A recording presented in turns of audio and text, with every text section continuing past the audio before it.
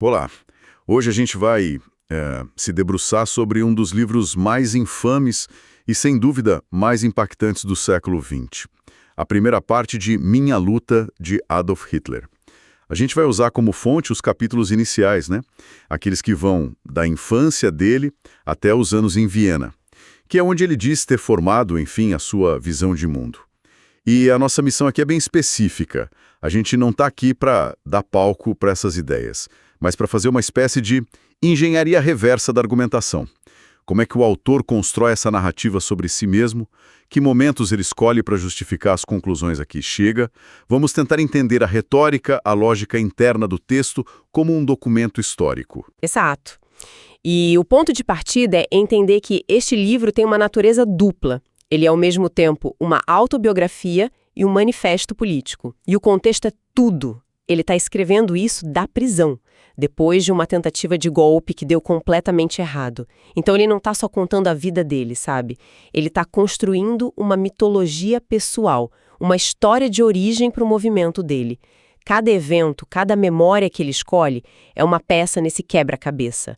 Nada ali é por acaso. E o mais curioso é por onde ele decide começar. Não é com uma grande declaração política, mas com um drama familiar. Uma briga com o pai sobre qual carreira seguir, que, no fundo, muita gente pode até se identificar. De um lado, o pai, funcionário público, que quer a mesma segurança para o filho, do outro, o jovem que sonha em ser artista, pintor. E essa escolha é, do ponto de vista da retórica, genial. Ele não enquadra esse conflito como uma birra de adolescente, sabe? Na narrativa dele, é a primeira grande batalha existencial. O pai representa o sistema, a burocracia, a vida medíocre. E o artista, no caso ele mesmo, representa a visão, o destino, a vontade que se recusa a ser encaixotada. Ele chega a citar o pai gritando, pintor não, enquanto eu viver nunca. Ao fazer isso, ele já estabelece o grande tema do livro todo, a vida dele como uma sucessão de lutas. Quer dizer, ele já se pinta ali como um rebelde, um predestinado desde o berço. A pessoa que nasceu para quebrar as regras, e a primeira foi a do próprio pai. Precisamente. Alguém que nunca se conformou. E a narrativa, claro, segue de um jeito muito conveniente para ele. O pai morre quando ele tem 13 anos. E no livro, essa tragédia é apresentada quase como uma libertação. É o que permite que ele finalmente desvie do caminho de funcionário público e siga o seu suposto chamado. Ele transforma uma perda familiar num passo da jornada heróica dele. Ok, então o primeiro campo de batalha foi em casa. E o segundo, pelo que ele aponta, foi a escola.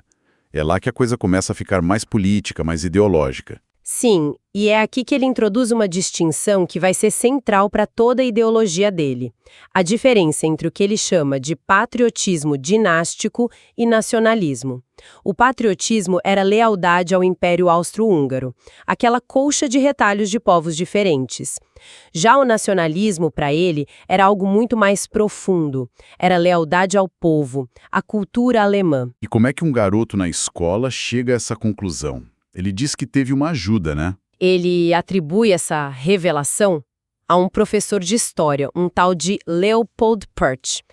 Ele descreve esse professor como alguém que não ensinava só datas, mas o sentido por trás da história.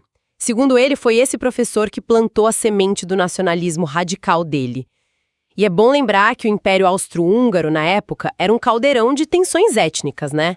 Alemães, húngaros, eslavos, o que ele descreve na escola era um reflexo disso tudo. E não era só na aula de história, pelo jeito. Ele conta que a política já rolava solta entre os alunos, que se recusavam a cantar o hino do Império e cantavam um hino alemão, usavam símbolos. A escola vira um laboratório da luta política. Sim, e o mais poderoso disso é que ele transforma uma briga de colégio num evento de importância histórica. Ele está dizendo, olha, eu não mudei, o mundo é que precisa se alinhar à visão que eu tenho desde criança. É uma demonstração de certeza assustadora. Ele cria uma linha direta entre o garoto que desafiava a autoridade e o líder que ele queria ser. É a forma dele dizer que a convicção é autêntica, que vem desde a raiz. Certo. Então ele constrói essa identidade de rebelde em casa e na escola. Mas tudo muda de patamar quando ele finalmente vai para Viena, certo? Lá é o verdadeiro ponto de virada da narrativa dele. Completamente. Depois que a mãe morre, ele se muda para Viena, sonhando em entrar na Academia de Belas Artes. E aí vem o primeiro grande golpe. Ele é rejeitado. Tenta de novo e é rejeitado de novo. A Cidade dos Sonhos vira o palco de 5 anos de miséria profunda. Ele descreve uma pobreza absoluta, sabe? Trabalhando na construção civil, pintando aquarelas para turistas, passando fome, dormindo em abrigos. A descrição dessa miséria é bem forte. Mas em que momento essa observação social vira uma caça às bruxas? Onde ele aponta o dedo e diz: a culpa é de vocês. É exatamente essa transformação que ele quer que o leitor acompanhe. Viena se torna o que ele chama de sua universidade da vida. Ele argumenta que essa experiência direta com o sofrimento deu a ele um conhecimento da realidade que nenhum intelectual burguês teria. Ele está dizendo: eu vi, eu vivi, por isso eu entendo.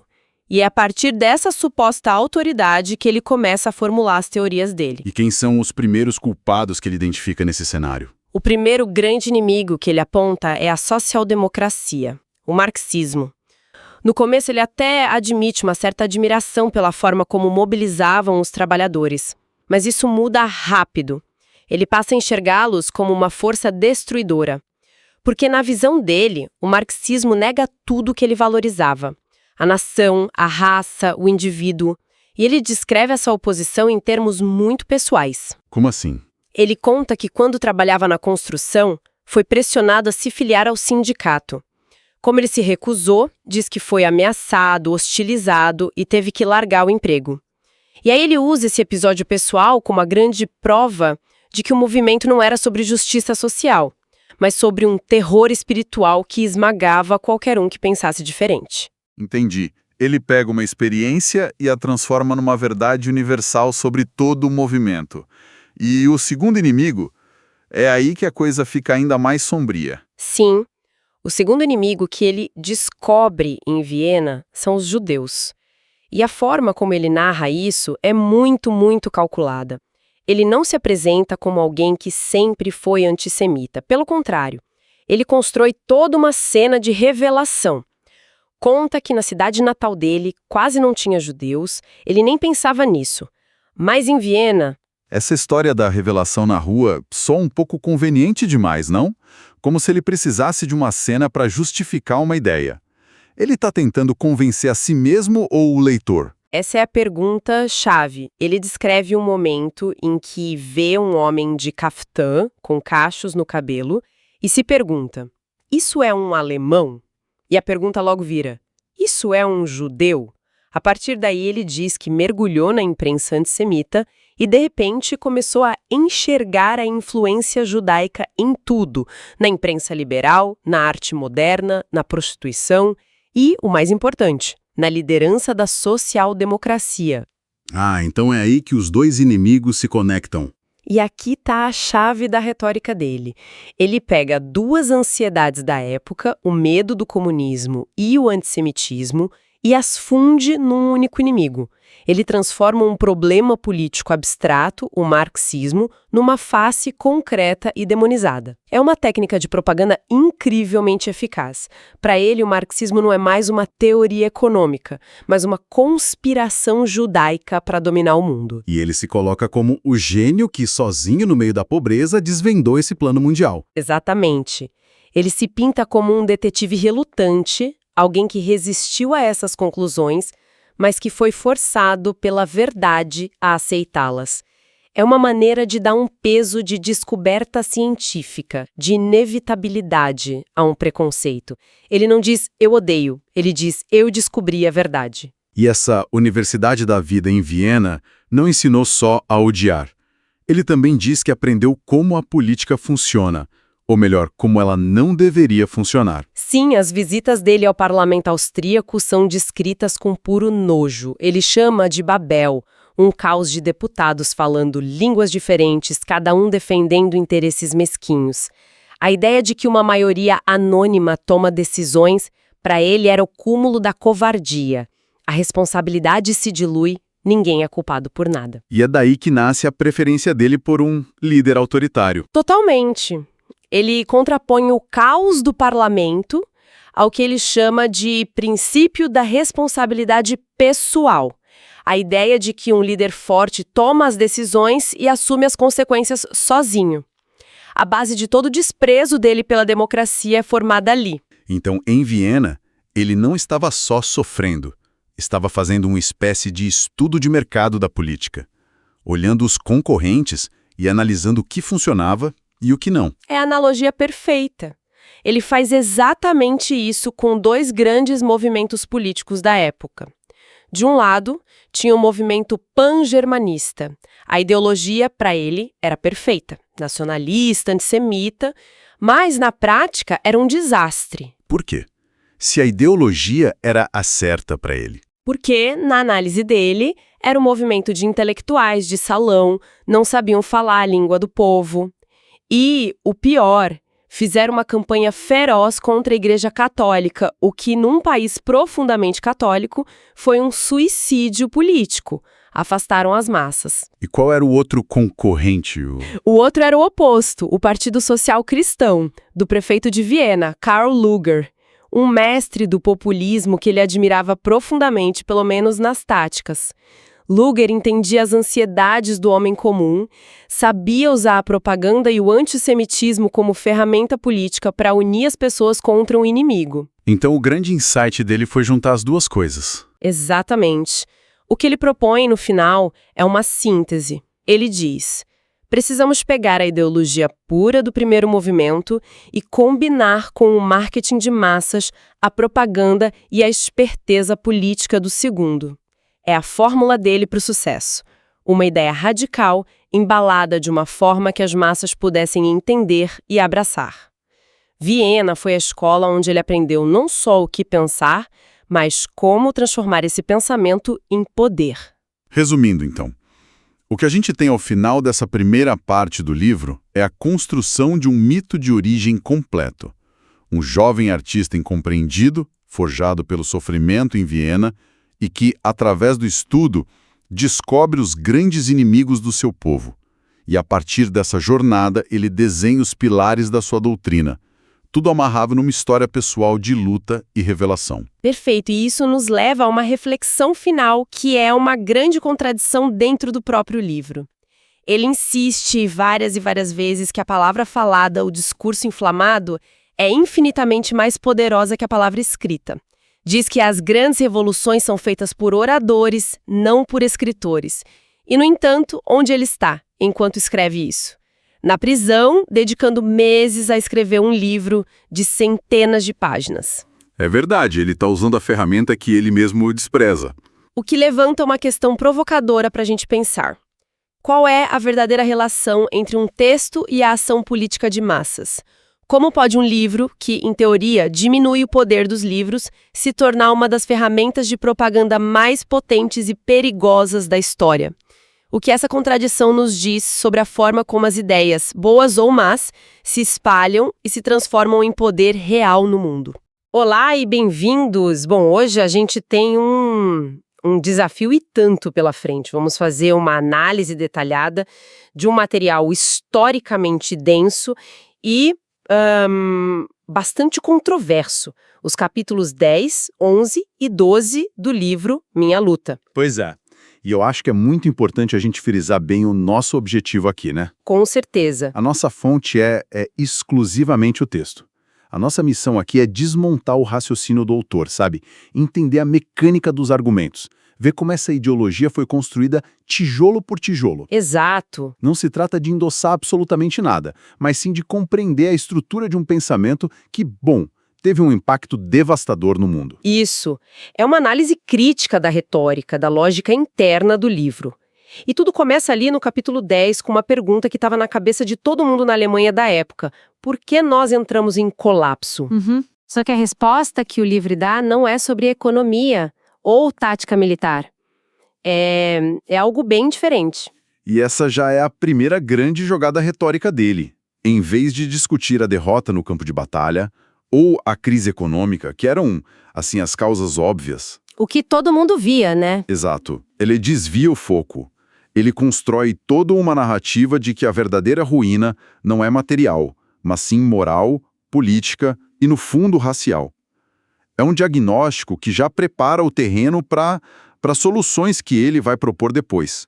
O livro argumenta que o cidadão comum só vê a crise financeira, a pobreza, mas que as camadas inteligentes, elas deveriam enxergar a raiz do problema, que seria o colapso dos valores éticos e a questão racial. Ele basicamente diz: vocês estão olhando para o lugar errado. E para justificar essa ideia de colapso moral, ele começa a atacar sistematicamente todas as instituições. E a primeira na mira é a educação. Certo. A crítica é que ela era intelectual demais, muito teórica, e que não formava homens com força de vontade e corpos saudáveis. Mas essa crítica à educação, ele está dizendo que as pessoas eram inteligentes demais? Qual é a lógica por trás de querer homens fortes em vez de intelectuais? Parece contraintuitivo. Então, a lógica é a da propaganda. Intelectuais questionam, analisam, veem nuances, sabe? Claro. Um movimento de massa, como o que ele idealiza, não precisa de gente que pensa criticamente. Precisa de gente que age por instinto, por emoção. Ao atacar a educação intelectualista, ele está, na verdade, desvalorizando o pensamento crítico. Ah, para tornar a população mais suscetível. Exatamente. Mais suscetível a apelos puramente emocionais. Homens fortes são homens que obedecem e lutam, sem questionar. Entendi. É menos sobre saúde e mais sobre submissão. E ele usa um provérbio para criticar a mentalidade da época, né? Algo como: com o chapéu na mão se pode percorrer o mundo. Isso. Ele vê isso como um símbolo de covardia, de uma diplomacia submissa que não impõe a própria vontade. E depois da educação? Depois da educação, o ataque se volta para a monarquia. A corte é descrita como um ninho de bajuladores, de hipócritas. A acusação é que ninguém dizia a verdade ao monarca, minando a liderança por dentro com elogios falsos. Ele pinta um quadro de uma elite completamente desconectada e fraca. Então, se a gente conecta os pontos, a crítica à educação, à monarquia, tudo isso serve para criar um vácuo. Ele está dizendo: olhem, as instituições que deveriam ter nos guiado e protegido falharam. Falharam miseravelmente. Estão todas podres. É uma demolição calculada. Porque se você convence as pessoas de que tudo que elas conheciam como autoridade é corrupto e ineficaz, elas começam a procurar desesperadamente por uma nova autoridade, né? Uma nova estrutura. E nesse vácuo, ele aponta outro grande culpado. A imprensa. A imprensa, chamada de veneno. E ele divide os leitores em 3 grupos, o que é uma análise de público bem direta. É impressionante, né? A grande massa, que acredita em tudo. Um segundo grupo, que de tanto ser enganado não acredita mais em nada. E uma pequena minoria que lê criticamente. E ele deixa bem claro que a propaganda deve mirar no primeiro grupo, o mais numeroso e crédulo. E o fascinante na argumentação é que ele acusa a imprensa de enfraquecer o espírito nacional de forma deliberada, como um veneno lento que prepara o corpo para o colapso. É uma teoria da conspiração bem articulada. Totalmente. A derrota na guerra não foi um fracasso militar, foi o resultado de uma sabotagem interna orquestrada por essa imprensa. Ok, eu preciso parar aqui. Porque depois de falar de educação, monarquia, imprensa, o livro dá uma virada completamente inesperada. Ele começa a falar de sífilis. É. O que parece um desvio, assim, bizarro. E é um desvio genial, do ponto de vista da propaganda. Porque, ao transformar um problema político num problema de saúde pública, ele muda completamente as regras do jogo. Você não debate com uma doença, Você erradica. você a erradica. Ele está medicalizando a política. A sífilis vira uma metáfora poderosa para o envenenamento do corpo da nação. E é explícito assim no texto, ele faz essa conexão direta. Totalmente. Ele liga a doença à prostituição do amor, que seria um sintoma da decadência moral, e essa decadência, por sua vez, é atribuída ao que ele chama de envenenamento da alma pelo judeu. Nossa. A luta contra a sífilis é descrita como uma campanha militar. Exige medidas drásticas, não remédios homeopáticos. O paralelo é claro. Se a nação está sofrendo de uma peste moral e física, a cura não pode ser moderada. Tem que ser cirúrgica, radical. Disso. A culpa sai da esfera das decisões políticas e vai para uma contaminação biológica. É uma tática de desumanização muito poderosa. Perfeito. Então o diagnóstico está feito. A nação está doente, contaminada. Exato. A partir daqui, o próximo passo lógico na argumentação dele é identificar o agente causador dessa doença. E é exatamente isso que ele faz no capítulo 11, Povo e Raça, que é o pilar de toda a ideologia. Ele joga fora a política, a geografia e diz que a única lei que importa é a da natureza. A luta pela sobrevivência e a pureza das espécies. Exato. A premissa é brutalmente simples. A natureza busca o aperfeiçoamento e o cruzamento entre raças de níveis diferentes é um pecado contra a vontade do Criador. Um pecado que leva à decadência do mais forte. E a partir dessa premissa biológica, ele constrói toda a sua hierarquia social e política. E é aqui que ele apresenta as 3 categorias de raças. As fundadoras de cultura, que ele identifica como os arianos, as portadoras de cultura, que seriam povos que apenas absorvem o que outros criaram, e, por fim, as destruidoras de cultura. E a criação de uma hierarquia cósmica para justificar uma agenda política. No topo está o ariano, descrito como o Prometeu da humanidade, a fonte de toda a criação, e a característica fundamental que o definiria seria o idealismo. O que ele quer dizer com o idealismo nesse contexto? Porque não parece ser o significado que a gente usa hoje de alguém sonhador, né? Não, de forma alguma. É uma redefinição total da palavra. No texto, idealismo é a capacidade de um indivíduo se sacrificar pela sua comunidade, de colocar o bem coletivo acima do próprio. Entendi. Mas este é o ponto-chave, essa comunidade é definida exclusivamente em termos raciais. É o sacrifício pela pureza e sobrevivência da própria raça. E em oposição direta a essa figura do ariano idealista... O texto constrói o seu antagonista. Claro. Exatamente. O povo judeu é caracterizado como a antítese de tudo isso. O texto alega que eles não possuem esse idealismo, apenas um instinto de conservação puramente egoísta. São descritos como parasitas nômades, que se infiltram em outras culturas para viver delas. Como um micróbio nocivo. Exato. São chamados de mestres da mentira, uma ferramenta que seria, segundo ele, essencial para sua sobrevivência. É impressionante a forma metódica como ele constrói essa narrativa. Não é só um xingamento, sabe? É uma suposta história com etapas bem definidas. Sim, é um processo. Eles chegam como comerciantes, ganham poder financeiro, usam esse poder para controlar a política, depois a imprensa e, por fim, usam o marxismo para destruir a ordem social. É como montar um motor, cada peça se encaixando na outra para um propósito muito específico e sombrio. Sim, ele está criando um vilão de roteiro de cinema. Um vilão que é, ao mesmo tempo, o mestre do capitalismo financeiro e o arquiteto do comunismo.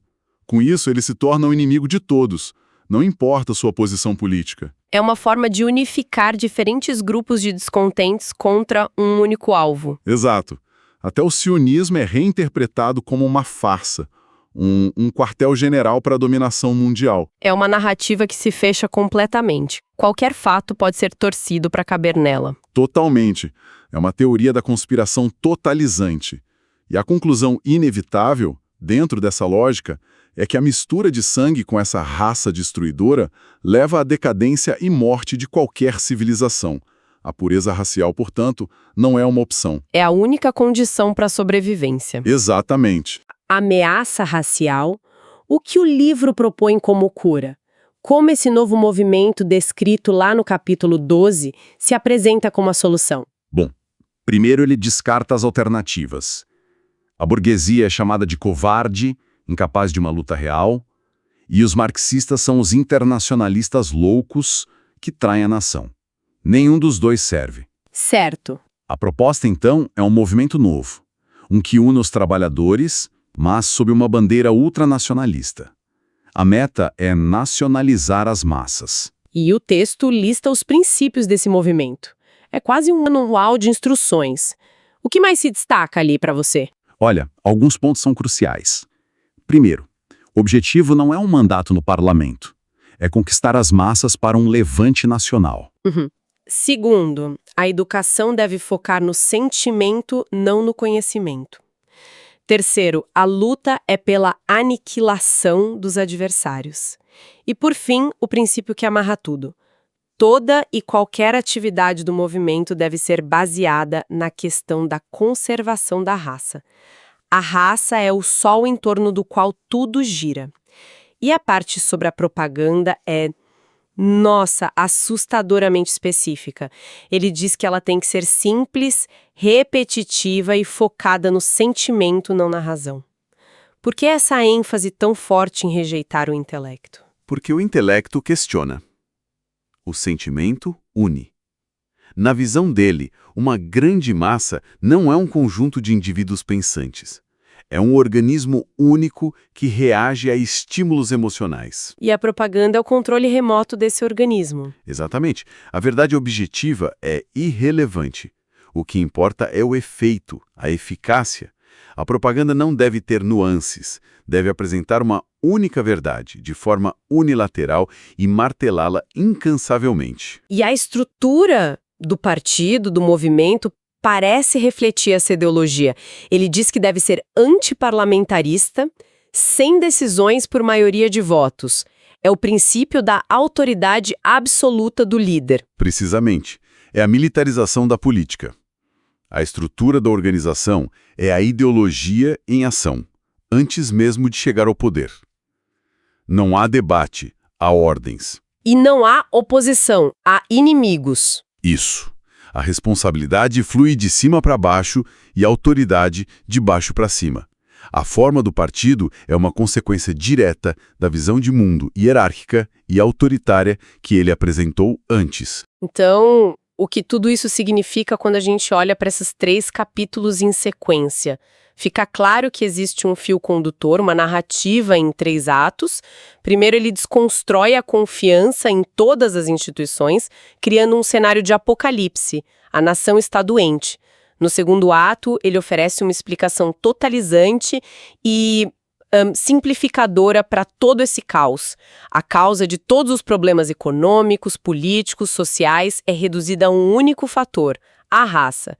Ele cria um herói mítico, o ariano, e um inimigo existencial, o judeu. E, finalmente, no terceiro ato, ele apresenta a cura, um movimento político totalitário com um líder incontestável e a propaganda como arma principal, projetado para executar uma purificação radical da nação. É um sistema que se auto-justifica em cada etapa. E aqui está talvez o ponto mais perigoso e sedutor dessa estrutura. Ele pega um mundo caótico, cheio de problemas complexos e assustadores, inflação, desemprego, humilhação nacional, e oferece um manual com uma única causa e uma única solução. É um alívio terrível para a mente ansiosa. Exato. Ele não vende uma política, ele vende certeza. Uma certeza brutal, mas absoluta. A lógica interna é assustadoramente coesa, mesmo que construída sobre premissas monstruosas. O diagnóstico da doença, a identificação do vírus e a proposta da cura radical. Tudo se encaixa perfeitamente para formar essa visão de mundo fechada. Sim, e isso nos deixa com uma reflexão final, para quem nos ouve. Ao observar como problemas complexos são reduzidos a uma única causa e a um único inimigo, que tipo de poder essa simplificação oferece a um movimento político, especialmente em tempos de grande incerteza e medo? Olá, bem-vindos à nossa conversa final sobre os trechos de Minha Luta. Nas nossas discussões anteriores, a gente se debruçou bastante sobre a ideologia, né? A visão de mundo distorcida que o autor constrói. Mas hoje o terreno é outro. Vamos falar de prática, de ação. A questão que esses textos finais colocam é: como uma ideia, por mais abstrata que seja, sai do papel e se transforma num plano concreto para, enfim, ganhar as ruas e tomar o poder? É uma mudança de chave fundamental. Se antes a gente estava analisando a, digamos, filosofia por trás do movimento, agora o que a gente tem em mãos é um verdadeiro manual de operações. Um manual, boa definição. Sim, e é importante frisar que nossa análise aqui não busca validar nada, obviamente, mas sim entender a mecânica da conquista de poder que o autor descreve. Ele descreve com uma franqueza que chega a ser assustadora. É o passo a passo. É o passo a passo. Como organizar, como fazer propaganda, como criar símbolos e até como usar o confronto físico como uma ferramenta. É a engenharia por trás de um movimento de massas. Exato. A nossa missão, então, é desmontar essa engenharia, entender as táticas e a psicologia que o autor detalha para mobilizar pessoas e consolidar o poder, como ele achava que isso devia ser feito. Exatamente. Bom, a primeira coisa que me chamou muito a atenção e que parece ser a base de tudo é a obsessão dele com a palavra falada. Ele coloca a palavra escrita num lugar, assim, muito secundário. Muito. Ele é categórico ao dizer que só a oratória pode mover as massas. Ele chega a descrever as primeiras reuniões, aquela ansiedade inicial, sabe, para ver se alguém ia aparecer, e trata a presença física do público em lugares como a cervejaria Hofbrauhaus como um evento quase místico. Uhum. Por que essa certeza toda de que um discurso inflamado valia mais do que, sei lá, milhares de panfletos bem escritos? Porque a lógica que ele apresenta no texto parte de uma premissa muito clara sobre a natureza das massas. Para ele, as massas não são guiadas pelo intelecto, pela razão. É pela emoção. Pela emoção pura e simples. A leitura de um texto é um ato solitário, frio, analítico, né? Você está ali sozinha com as ideias. Já o discurso, o comício, é uma experiência coletiva, é quente. E o papel do orador nisso é central, imagino. Ele não está só transmitindo uma mensagem. De forma alguma. O livro descreve o orador quase como um maestro de emoções. Ele tem a capacidade de sentir a plateia, de ver a dúvida, a raiva ou empolgação nos rostos e, a partir daí, ajustar o tom, o ritmo, as palavras, tudo em tempo real. Entendi. Ele não está apresentando um argumento, ele está criando uma onda emocional que carrega todo mundo junto.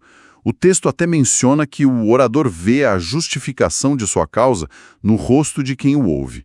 É algo que o escritor, distante, nunca teria.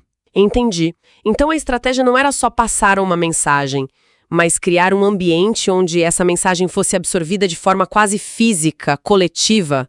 A analogia que me vem à mente é de um show. Perfeito. Ouvir um álbum em casa é uma coisa, mas estar no meio da multidão, cantando junto, sentindo a vibração, é uma experiência completamente diferente. A analogia é perfeita. O livro aposta tudo na energia do show. O comício é descrito como o lugar onde o indivíduo, que no dia a dia se sente pequeno, isolado, talvez até impotente. Sim, de repente se vê cercado por milhares de pessoas que pensam como ele. Ele se sente parte de algo grandioso, protegido por essa massa. Essa transformação psicológica, de indivíduo fraco para parte de um corpo coletivo forte, era o objetivo principal. Mas essa aposta total na emoção não arriscava afastar os intelectuais que eles também precisavam no início? Ou isso era um risco calculado? É um risco que o autor parece aceitar de bom grado. A prioridade nunca foi o debate intelectual. O texto deixa claro que qualquer meio que apele diretamente aos sentidos é superior. A voz, a imagem, o drama. Certo. O livro fala também do poder do cinema, dos cartazes, por exemplo. Tudo que contornar o filtro da razão e atinge o sentimento é considerado mais eficaz. O objetivo não era convencer a mente com argumentos, era arrastar a multidão pelo coração. E para arrastar essa multidão era preciso uma história, uma narrativa muito simples e poderosa. É impressionante como o Tratado de Versalhes é usado como a ferramenta central para construir essa narrativa. Sim, o autor admite sem rodeios que a estratégia era martelar esse ponto à exaustão. Sim, ele é explícito quanto a isso. A repetição incessante da comparação entre o Tratado de Brest-Litovsk, que a Alemanha impôs à Rússia e que ele considerava justo, e o Tratado de Versalhes, que ele chamava de vergonhoso, era uma tática deliberada. O objetivo era simples. Se você repete algo suficiente, de forma apaixonada e sem nuances, aquilo se transforma numa verdade absoluta na mente das pessoas. É a criação de um vilão claro. Exatamente. É uma técnica clássica de propaganda. Pega-se um tema político extremamente complexo, com dezenas de variáveis, e o reduz a uma história de mocinho e bandido. Certo. O vilão, os aliados, a injustiça, a reparação e a humilhação nacional. Isso funciona porque canaliza todas as frustrações difusas da população, desemprego, inflação, perda de identidade, para um único alvo. A raiva ganha um endereço. E essa raiva precisava de uma expressão física, o que nos leva diretamente à questão da violência. As descrições das brigas nas reuniões, no capítulo A Luta com a Frente Vermelha, deixam claro que aquilo não era um acidente. De jeito nenhum. Era parte do show que você mencionou. Sem dúvida alguma. O confronto físico era buscado, era provocado. A criação da guarda da sala, o embrião do que viria a ser as tropas de assalto à SA, tinha um propósito duplo e muito bem calculado. Qual era? O primeiro, claro, era funcional. Garantir que o orador do movimento pudesse discursar sem ser sabotado ou interrompido pelos adversários, o que acontecia muito na época. Ok, essa é a defesa, a parte logística. Mas parecia haver algo mais, uma espécie de espetáculo da violência. Era só para se defender ou era também para intimidar? Era, acima de tudo, para intimidar e para projetar uma imagem de força. Esse era o segundo propósito, o simbólico. Cada briga vencida numa cervejaria, como a famosa batalha na Hofbrauhaus, que o autor narra com um orgulho imenso, Sim, ele descreve com detalhes. aquilo era uma peça de propaganda em ação. Mostrava ao público e aos próprios membros que o movimento não tinha medo, que não seria intimidado e que estava disposto a usar a força bruta para se impor. E os feridos se tornavam mártires, imagino. Heróis. O texto descreve os homens com bandagens, cabeças quebradas, como símbolos de coragem e dedicação. A mensagem, que o livro afirma abertamente, era brutalmente simples. O terror só pode ser quebrado por um terror ainda maior. Nossa. A violência não era um efeito colateral indesejado, era um pilar central da estratégia de comunicação do movimento. E essa propaganda não era só sobre ações, era também muito visual. É curioso como hoje a gente pensa em design como algo comercial, mas aqui ele é tratado como uma arma de guerra psicológica. A energia que o autor dedica para explicar a criação da bandeira é impressionante. É verdade. O que no texto nos dá a dimensão nessa importância toda. O texto trata a criação da bandeira não como uma questão de estética, mas de eficácia. É um exercício de branding político no seu estado mais puro e agressivo. Branding político. Gostei. É isso. O autor descreve a necessidade de criar um símbolo que fosse, antes de tudo, psicologicamente impactante e que pudesse competir visualmente nas ruas. Ele menciona explicitamente que o vermelho dos marxistas era a cor dominante nos protestos e que era preciso um símbolo que não só se destacasse, mas que roubasse a força daquela cor. Ele praticamente queria se apropriar do apelo popular do vermelho. Exato. E, a partir daí, ele constrói todo um sistema de significados. Ele explica a escolha de cada elemento de forma muito deliberada. O vermelho seria a ideia social do movimento. O círculo branco, a ideia nacionalista. Certo. E a suástica, nas palavras dele, a missão da luta pela vitória do homem ariano. A bandeira não era só um símbolo, era um manifesto visual. O autor chega a afirmar que o design em si já era um programa político. Uau! Ou seja, ao levantar aquela bandeira, a pessoa não estava apenas mostrando apoio. Ela estava declarando sua adesão a um pacote completo de ideias de forma instantânea. Precisamente. Era uma ferramenta para ocupar o espaço público e, colonizar a mente das pessoas de forma não verbal. Num comício, ver um mar daquelas bandeiras criava a mesma sensação de força coletiva que o discurso do orador buscava. A imagem e a palavra trabalhando juntas. Perfeito. Para criar a mesma onda emocional. Essa busca por uma identidade visual tão forte e unificada parece se conectar com outra ideia central que ele defende. A de que o movimento precisa ser puro, sem misturas. Ele é extremamente crítico a outras associações nacionalistas da época e lança o lema "O forte é mais forte sozinho". Sim. Isso não é contraintuitivo? Geralmente, em política, alianças são vistas como uma forma de somar forças. É contraintuitivo se você pensa em política como arte do compromisso, da negociação.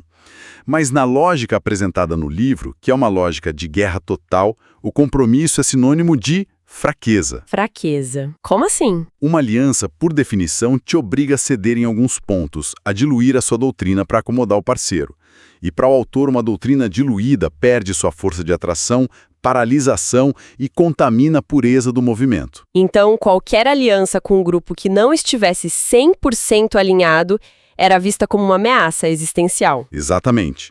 A visão é a de que apenas um movimento com liderança única, doutrina inquestionável e uma cadeia de comando rígida e centralizada poderia ter a energia e a velocidade necessárias para destruir os inimigos e tomar o poder. Entendi. Qualquer coisa que se assemelhasse a um comitê ou a uma frente ampla era vista como uma receita para o fracasso. E essa lógica se aplica também à organização do Estado, né? A longa discussão dele sobre federalismo, usando o conflito entre a Baviera e a Prússia, mostra um desprezo por qualquer identidade regional. Sim, ele enquadra o federalismo como uma vulnerabilidade, uma fraqueza estrutural do Estado alemão. Na narrativa do livro, essa descentralização é uma brecha explorada pelos inimigos da nação. Que, na visão dele, eram... Especificamente os judeus, na visão paranoica do autor, para semear a discórdia e enfraquecer o país por dentro. A diversidade regional é vista como desordem. E a solução proposta é... uma centralização brutal. A proposta é a de um Estado unitário, forte, que sufoque as particularidades culturais e políticas das regiões em nome de uma identidade nacional única, controlada por um poder central absoluto. É a mesma lógica. A mesma lógica da pureza do movimento aplicada à nação inteira. A unidade imposta à força é o único caminho para a verdadeira força. E para construir essa máquina de poder dentro do próprio movimento, ele faz uma distinção muito clara entre duas funções, dois motores que trabalham juntos, a propaganda e a organização. Como ele define essa divisão de tarefas? Essa é talvez uma das partes mais calculistas e estratégicas do manual. Para o autor, são duas atividades completamente diferentes, com objetivos distintos, mas que se complementam. Certo. A propaganda, segundo ele, tem a missão de espalhar a ideia para o maior número possível de pessoas. É a rede de arrasto. O objetivo é alcançar as massas, criar simpatizantes, tornar a visão de mundo do movimento popular e desejável. Ok.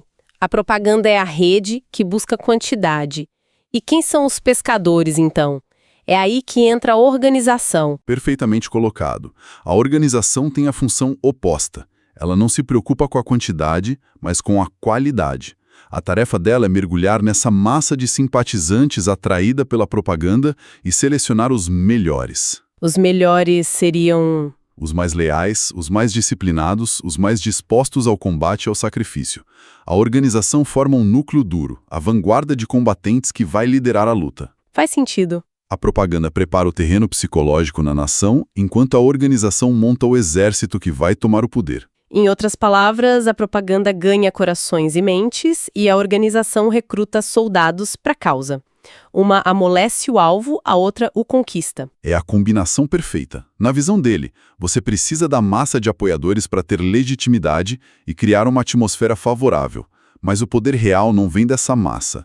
Vem de um grupo menor, coeso, fanático e totalmente controlado. Então, quando a gente junta todas as peças, o que emerge é um plano assustadoramente coerente. A primazia da emoção sobre a razão, a criação de uma narrativa com um inimigo único para canalizar a raiva, o uso da violência como uma performance de poder, a construção de uma identidade visual magnética e, por fim, essa estrutura dupla de propaganda e organização. Tudo sob um comando centralizado e avesso a qualquer tipo de aliança. Fica claro que esta parte do livro é menos uma filosofia e mais um projeto de engenharia de poder. Não há outra forma de ler isso. Os textos que analisamos revelam uma compreensão fria, calculista e profundamente cínica da psicologia das multidões. Deixando de lado a ideologia repulsiva que serve de base para tudo isso, o que está detalhado aqui é um método. Um método. Sim, um método para construir um movimento do zero, inflamar sua base, criar uma máquina de propaganda eficaz e se preparar para a tomada do Estado. É um projeto de engenharia social, descrito passo a passo pelo próprio engenheiro. E isso nos deixa com uma última provocação para quem nos ouve. O autor defende repetidamente que a propaganda não deve ter nenhum compromisso com a verdade objetiva. Pelo contrário, seu único propósito é servir a sua própria causa, de forma unilateral. Sim, ele é muito claro nisso. Em um mundo como o nosso, inundado por informações, narrativas que competem entre si e bolhas digitais, a pergunta que fica é: como essa ideia sobre a verdade ser apenas uma ferramenta a serviço de um objetivo se manifesta hoje? E mais importante, que defesas um indivíduo ou uma sociedade podem construir contra isso?